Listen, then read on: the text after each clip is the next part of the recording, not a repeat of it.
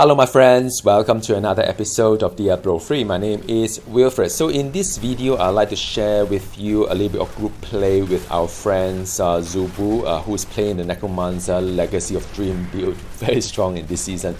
Together with my wife, with Cup, who is also playing the new set for the Demon Hunter Gears of Dreadland, also very powerful.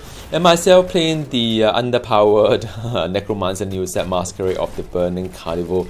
Couple that with the Captain Crimson kind of like a set, which is very steady, I would say. Tanky has a role to play in a group play, but is really a little bit underpowered, which is not unexpected because I've spent a lot of time in the test center, and it is what it is.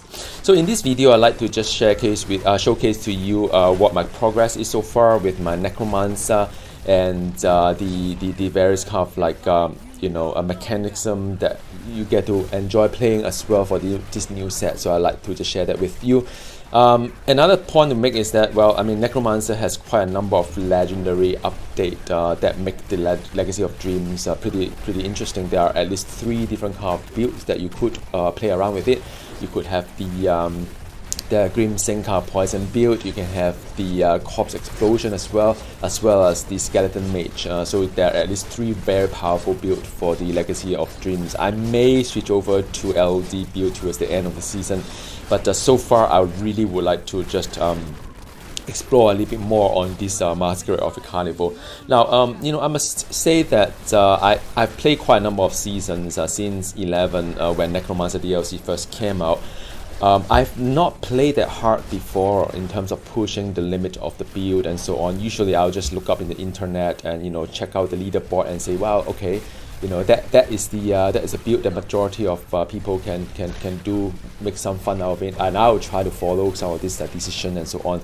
But in this season, the Masquerade of the Burning Carnival is kind of underpowered, and I don't really see a lot of build out there that really can do very high kind of rift and so on. So I spent a lot of time figure things out myself, choosing the affixes that I want, gear as well, and I've been switching around the build a bit, different rune, different power, different skills, different gear choices, different affix choices, and trying to find a balance between quite a few stats, because in order to play this Necromancer new set, you've got to really have a fine balance on all the, I would say, all the attributes. Almost all the attributes is set. So I'm going to share that a little bit with you, but I mean, I have fun, definitely, because I have not pushed myself that hard in any season trying to make something work, while seeing all my peer or friends doing really well with some of the most powerful sets out there. So I'm trying to do a lot of catch up here, but I hope that in the end of the season I'll have something quite decent. But as of now, though, if you look at the gear progression, we have I would say majority of the ancient, not the full ancient yet. It's still quite a number of slots that we do not have an ancient, but at least we passed a halfway point, me and my wife. So for her, Demon Hunter Gears of Dreadlands, 2 items being augmented with Legendary Dam, she can do 110 GR alone, solo. Around 14 minutes. So that is pretty remarkable. Even her character dies in the dungeon, she could still complete it within 14 minutes. So that is really how powerful the Demon Hunter set is. As for me, the Masquerade of the Burning Carnival for the Necromancer, I do 8 minutes on 101, which is like 9 GR below. But I think if I want to push it higher, I probably can do 103, 104, get around 40 minutes, but that is about it. So it's still a decent 5 GR gap, at least at the 100 level. I foresee that when you get even higher, the gap is even more, because there's a ceiling to what this Necromancer can do. Now I just rewatched my video on the test center, and I did like a 106 GR under 13 minutes. So but then in that video I use full ancient as well as the quite a number of items being augmented. So I see that if I continue to augment my item and so on and so forth, I probably could hit like 106, 108 maybe, but that is really the maximum possibly I can go at this season without sinking too many hours onto the Paragon farming. or I may switch to a LD build towards the end of the season. I'm not quite sure. Now the challenge of this Masquerade of the Burning Carnival, from my experience, extensive experience, is the bone sphere cost is really high. It costs 40 essence to cast each bone sphere, and the fact that you know, you can do devour to get the essence back. That's the only way, unless you use Land of the Dead like myself. But you only get 10 essence per corpse.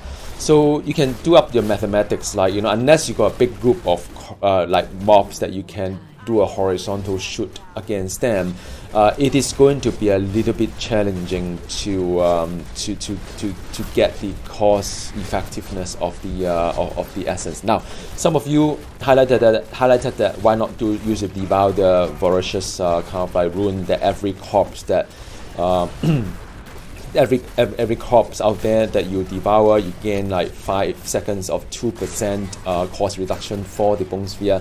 It works at a low level, I must say. I mean, you know, in a low level whereby the mobs die quite fast for the trash mob, then yeah, it works. But then at a higher level, when you have to hit multiple times for even the trash mob to die in order to get one corpse out from it, it is not going to be sustainable. So I still insist that the Captain Crimson is probably the easiest to pair that build with, together with a little bit of you know, manipulation between the cost reduction and cost cooldown.